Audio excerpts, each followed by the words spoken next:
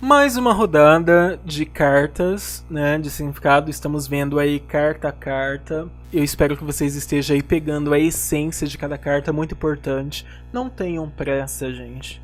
Não queiram se cobrar assim, nossa, eu da noite pro dia eu tenho que saber todos os significados, tudo e mais um pouco sobre as cartas. Não. A gente está indo devagar, tá? E eu quero que você entenda a base. Essa base aqui é muito importante e é ela que vai te dar todo o suporte se você quiser seguir carreira, e eu sei que você vai, porque Lenormand é algo especial, Lenormand é tudo de bom e é algo que eu espero que você se apaixone como eu me apaixonei e tô fazendo isso assim, uma grande uma grande dádiva para mim. Eu agradeço todos os dias por poder ajudar pessoas através dessas cartas. Ok? Então vamos lá. Nós estamos na carta da Torre, o nosso 6 de espadas, a 19ª carta. E é como palavra base, né? A gente estamos vendo a essência de todas as cartas, é a longevidade. A Torre, ela tá muito ligada a essa questão de tempo. Por exemplo, é uma das cartas que a gente olha por questão de morte física, né? Como eu cheguei a comentar com vocês. Porque tudo que toca a Torre, todas as cartas que tocam, ela vai me falar que demanda mais tempo, tem vida, tem longevidade. Né? Aquilo que vai durar um certo tempo na vida do consulente.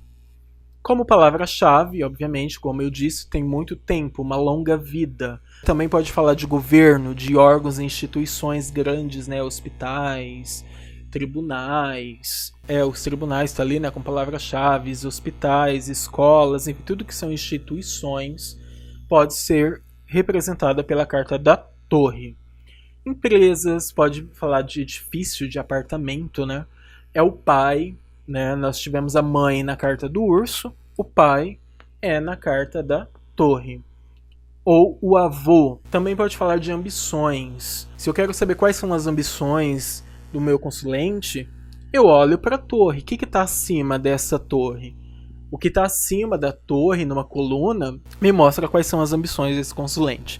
Está perto do consulente, então ele está mais ambicioso. Está longe, então ele não está ligando muito para essas ambições dele. Também representa os tribunais, também pode falar de uma separação, né? A torre é como se fosse um muro entre eu e meu consulente. Imagina, um tá lá embaixo, na torre, no pé da torre, a torre como ela é alta, pode estar lá Rapunzel, lá em cima, pegando a ideia da Rapunzel na janela. Ou seja, há uma separação, não tem um ligamento. Obviamente que eu estou fazendo aqui uma analogia, uma metáfora. A torre também pode falar de coisas fixas, duras, frieza, principalmente se falar de relacionamento, afastamento. É o que eu disse, né? Se tem uma torre entre os casais, isso me indica um afastamento, um muro, uma separação. Obviamente pode representar uma torre, pode representar uma repartição pública, pode ser a lei, a rigidez, uma pessoa rígida. Pode falar de pessoas idosas que têm mais idade. Por quê? Porque fala de muito tempo, né? Pessoa que já tem uma longevidade na vida são pessoas idosas. Também pode falar de limitações, de disciplina, de solidão e de autoridade, como nós vemos em algumas palavras-chave aí em cima. Perto pode representar a ambição e algum tipo de isolamento, né? Perto do consulente, então tá falando que ele pode estar um pouco ambicioso, e a gente vai entender que tipo de ambição é essa, se é boa ou ruim, analisando as cartas ao seu redor. E me dá também uma dica que me fala que, por exemplo, se a torre está perto e o jardim longe, a vida social, que nós vamos ver mais adiante, né? Acho que é a próxima carta, me fala da vida social, está um pouco parada, e a torre está perto, ou seja, eu sei que o meu consulente está isolado, ele quer ficar na dele, quer ficar quietinho, quer ficar em casa, de boa. E longe me dá longevidade. Tudo que toca a carta aí da torre, como eu disse, demanda um pouco mais de tempo. Tem uma longa vida. A próxima carta, Como eu disse, é o Jardim, o nosso 8 de espadas, a 20ª carta, que tem como palavra base interação, tá? E aí se você percebe ali ao fundo, né, na carta aí do Esmeralda Lenormand, a gente tem uma mesa com pessoas reunidas, né, que pode ser um jantar, uma festa, enfim. E temos aí o jardim, obviamente. Porque jardim, toda casa, né, no século XIX, no século XX, ou no século XX, não, 18, 19, né, porque foi feito este baralho, o jardim sempre foi uma peça importante. Os namoros aconteciam no jardim, os encontros, porque as pessoas não tinham televisão, né, gente? Não tinha cinema, não tinha shopping. Então, se elas queriam interagir com outras pessoas, elas iam nos jardins que tinham. As festas aconteciam nos jardins. Você já viu filmes, né, de época, novelas de época, então você já viu esse tipo de situação. Como palavra-chave, o jardim significa comunidade, pode significar sociedade, a sua vida externa, né, fora de casa. Pode representar o povo, o público, o grupo, a multidão. Pode representar também espaços abertos, parques, jardins, encontros, ar livre, celebrações, eventos, festas, tempo livre e apresentação em público. Então é uma carta que tudo que tem interação, que é a palavra base, define muitíssimo bem, é a essência dessa carta. Tudo que demanda interação, né? Você percebe que todas as palavras-chave, querendo ou não, leva a esse interagir com alguma coisa. Ou seja, não é você sozinho. Você está vendo ali o grupo, né, de pessoas ali na carta à esquerda, abaixo, né, do Esmeralda Lenormand. Todo mundo abraçado, porque é isso mesmo. É você celebrando, é você em evento, no parques. Multidão, povo, público, enfim, é isso. É interação, é vida social. Perto significa que você está popular, né? A sua popularidade está boa. A sua vida social está ativa. Né? Se o jardim está perto, mostra que você está um pouco festeiro, está um pouco baladeiro.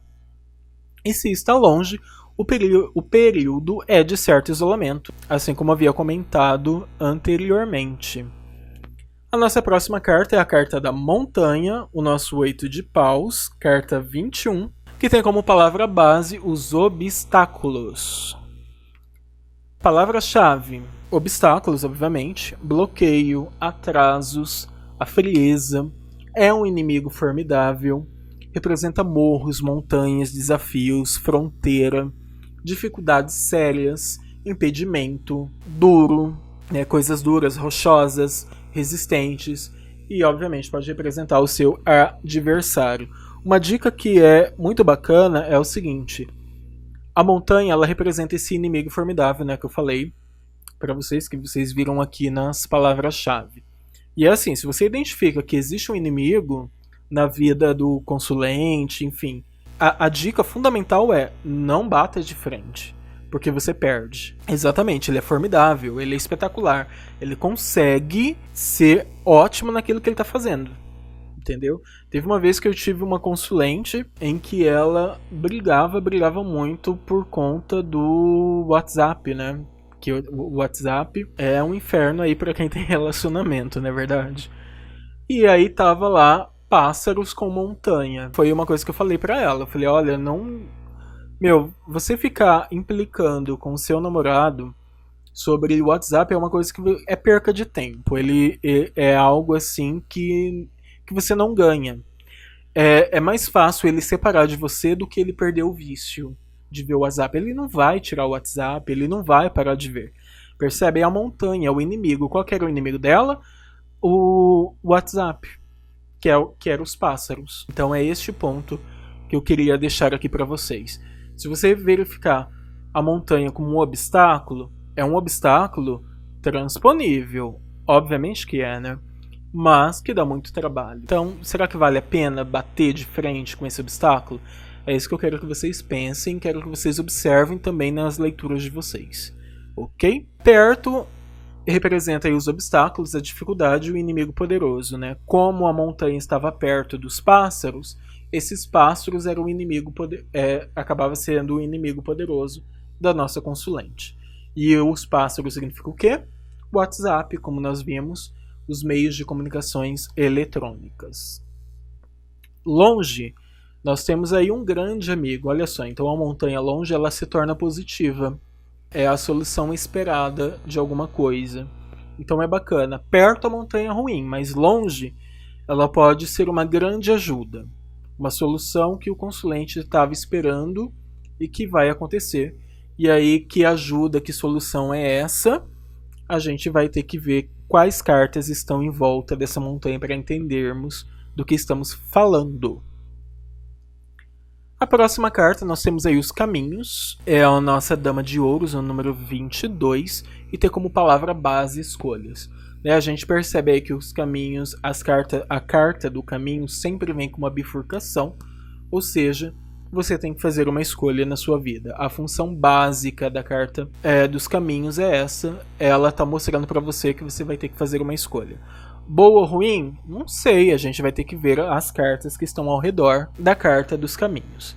Então, os caminhos têm como palavras-chave a decisão, a opção é o 2 de algo. Olha aí, mais uma vez nós temos o 2 de algo que pode multiplicar, né, duplicar na verdade, alguma coisa. Mostra que estamos falando de alternativas. Pode ser uma viagem de carro, pode ser uma amiga ou parente, pode ser uma indecisão, um dilema, pode ser uma possibilidade, uma ambiguidade, decisão a tomar, uma proposta a avaliar, uma encruzilhada em si, um caminho da sua vida, né? Se a gente quer saber como que é o caminho da vida do consulente, aquilo que está, para onde o consulente está indo, né? De onde que ele veio, à esquerda, para onde que ele está indo, à direita. Então é uma coisa bem legal de você associar. Pode ser uma rival do sexo feminino, obviamente que nós estamos falando de uma Dama de Ouros, então obviamente que representa alguém do sexo feminino. Se fosse uma carta numerada, poderia ser de ambos os sexos, a gente já falou disso e acredito que você já saiba disso também.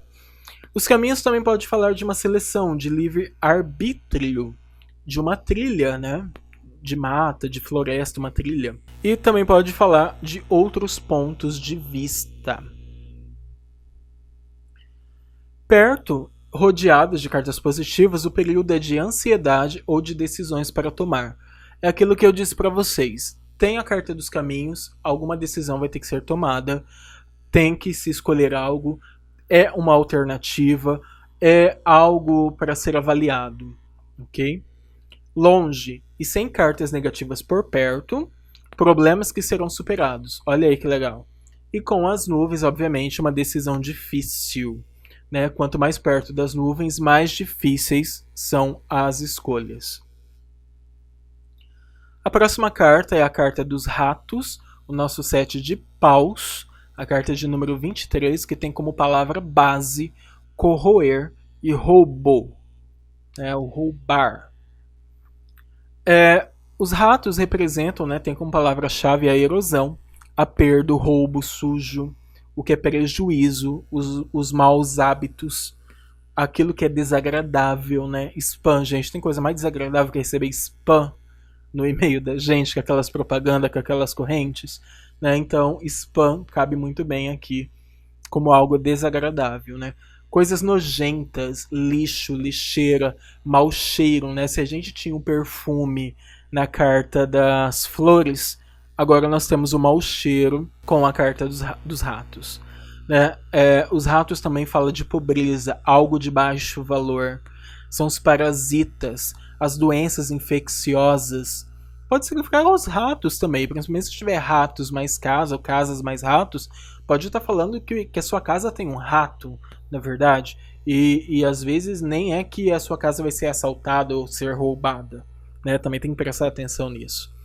É uma doença não diagnosticada, falando-se de saúde. É pessoa que tira proveito de outra. Isso é muito, a gente vê muito, né? Principalmente, por exemplo, se tem a carta do homem sendo descrita ali pelos ratos, ele tá entre eles com a mulher, a gente sabe aí que esse cara, ele meio que é meio vampirinho, né?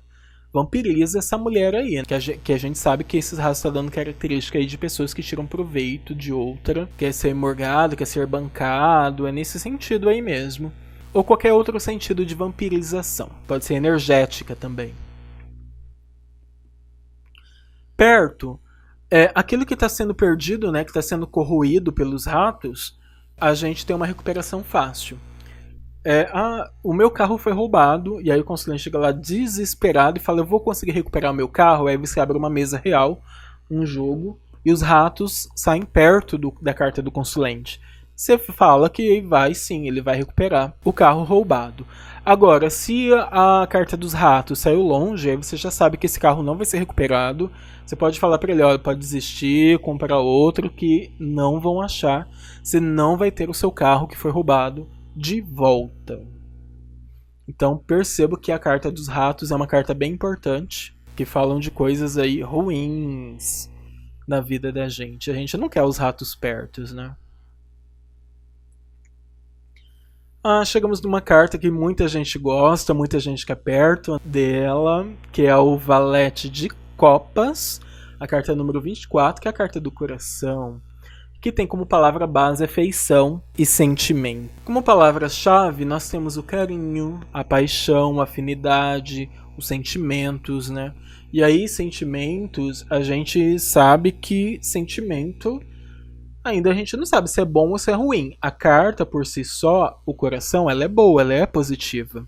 Porém, se tiver cartas negativas ao redor dessa palavra, né, sentimentos, esses sentimentos são bons ou são ruins? Vão ser ruins, né? Então, o sentimento é uma coisa meio que neutra. A gente não sabe se é bom ou se é ruim, mas a carta em si, como eu disse, ela é positiva. Ela pode falar de amor, é uma das cartas que quando a gente fala de amor é uma das primeiras que nós vamos olhar para ver se realmente há amor, se existe amor e como é este amor dentro da vida do consulente. Fala-se de afeição, de atração, prazer, entusiasmo, intimidade e também de vaidade do nosso consulente. Quais são as vaidades do nosso consulente? Vamos olhar a carta do coração para saber sobre isso. Perto.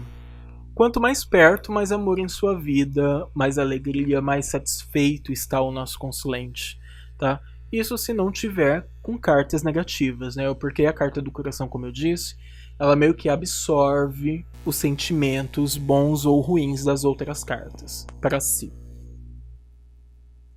Longe, o amor está longe, né? E aí mostra que o consulente pode estar carente ou se sentindo sozinho. Triste, né? É triste, gente, ter o coração longe. Mas é isso, terminamos mais um bloco. Se tiver dúvida, você já sabe que você pode mandar um e-mail, deixar a sua dúvida aqui embaixo, ou no grupo, ou me mandar e-mail, como eu disse. E eu te vejo na próxima aula. Até mais. Tchau!